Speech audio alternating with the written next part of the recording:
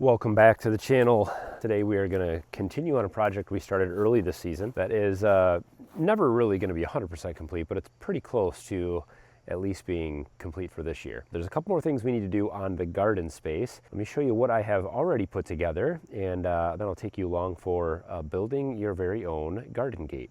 So I built two different versions of this garden gate. This will have the 1/4 inch or 1/2 inch wire mesh. I think it's 1/2 inch wire mesh that will go along the bottom half here to keep rabbits and other small animals out. And I made it as close to the bottom as possible there so that close to the ground so things won't go underneath. But this is a pretty basic version of a gate that will stay very square and will not sag. I'm using some old reclaimed door hinges, and I did have to buy a latch. This is a self-closing or gravity latch, so it has a little lift here. So you lift that up and the gate opens.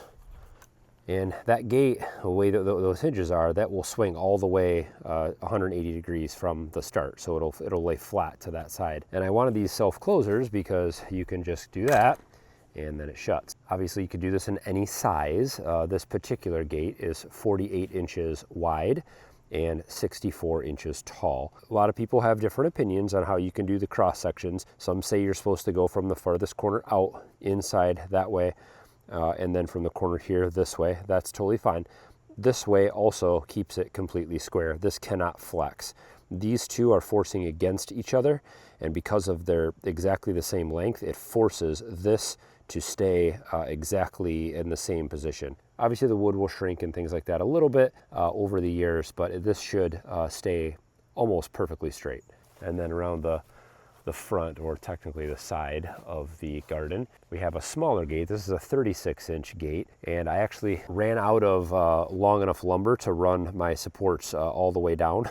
And so I just did this. It's kind of a diamond pattern, and this also will remain extremely square. So this again will get some wire on the bottom. I might do wire all the way up on these gates just to make them look the same, but this is another variation of that same gate. It's got door hinges on it, and it has the self-closing, self-locking or self-latching latch, the gravity latch. Well, let's run up to the garage, and I'm building everything up there. So I've got the measurements on this last. We have one more gate we have to build. We'll put this together up there. I'll kind of show you how it goes together.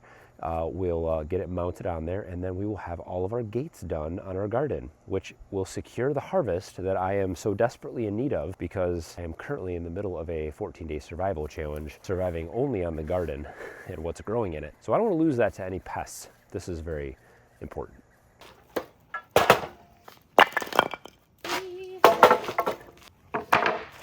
The gate is 47 inches is the width. We need to go 1 inch smaller than that so that the gate has room to open and close, because there's a little bit of a radius there. 46 inches wide.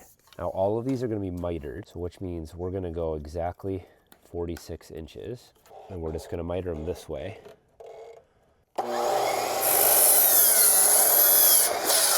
And then we need two of those because there's a top and a bottom to the gate. So no matter what size your space is, you would just want to go 1 inch shorter.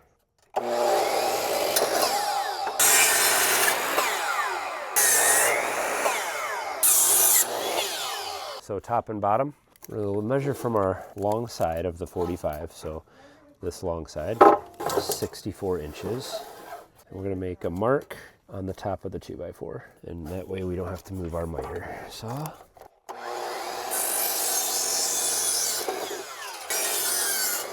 Doing great. You got your work boots on, good to go.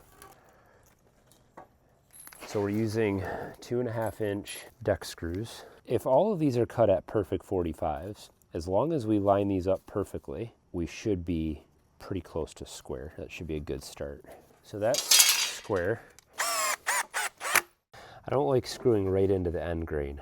The screw doesn't hold quite as well. So I'm trying to screw it in more like this. I want that screw to hit because it's going to cross the grain of the wood and it's going to grab a lot better. Screws put into the end grain pull out really easily.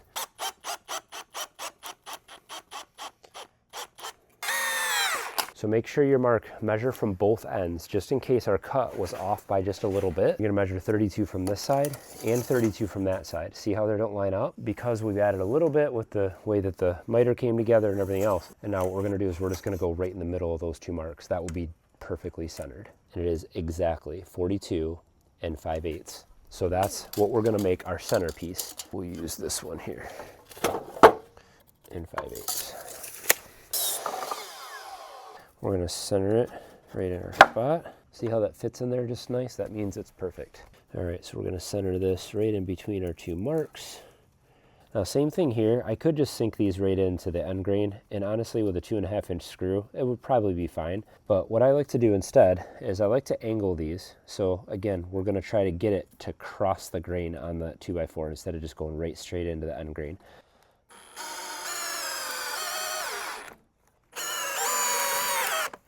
Okay, now we're gonna pick which side of the gate we want to be the latch side and which side to be the hinge side. So we're gonna make this one the latch side, this side the hinge side. We're gonna have a piece come down to the middle here, and then right where I'm sitting to the middle there. So if we just measure in here, now we could just put a square one in here, but that wouldn't look that cool. We're not going to. But instead what we're gonna do is we're gonna measure past each of these, and we're gonna cut this a little shorter after.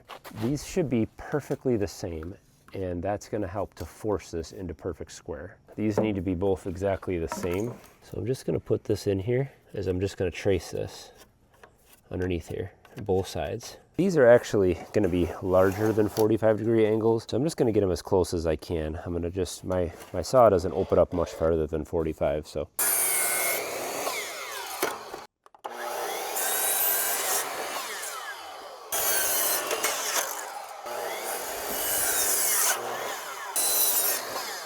So we're gonna put the one that's tight in first, the one that was a little looser in there. Now they're both tight, so that means it's forcing it into square. And then I'm just gonna run some screws into it from the bottom.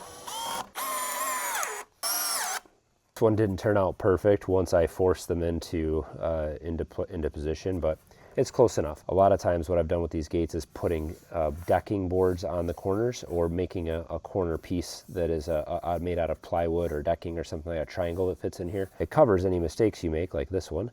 It also really makes this rigid if you when you secure all three of these points together really firmly. But for our garden gate here, it's a little rough. It'll work just fine.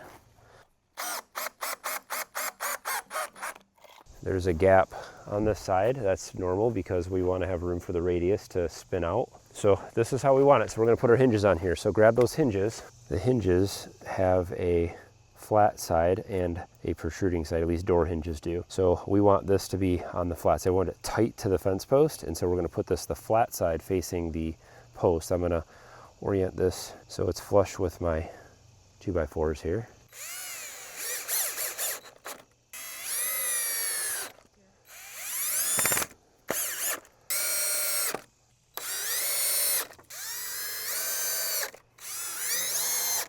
And let's make sure that it opens and closes. It does, nice and straight. All right, so we're gonna put the latch probably just up higher or lower, I don't know. Up here. Up here? Yeah. You like it higher?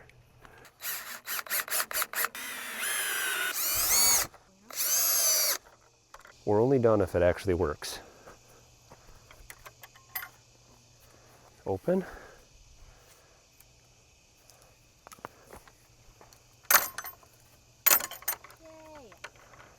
It's a little bouncy, but it latches. And that is how you build a very basic garden gate. This would work for pastures. This would work for animals and other things. Obviously, you need to put some fencing in it to keep animals from coming in and out, whether it's a chicken gate or something like that. You can also put decking across this and make it look like matching the 3-row decking fence. You can put pickets on this if you have a privacy fence. This design with the V like this stays very square.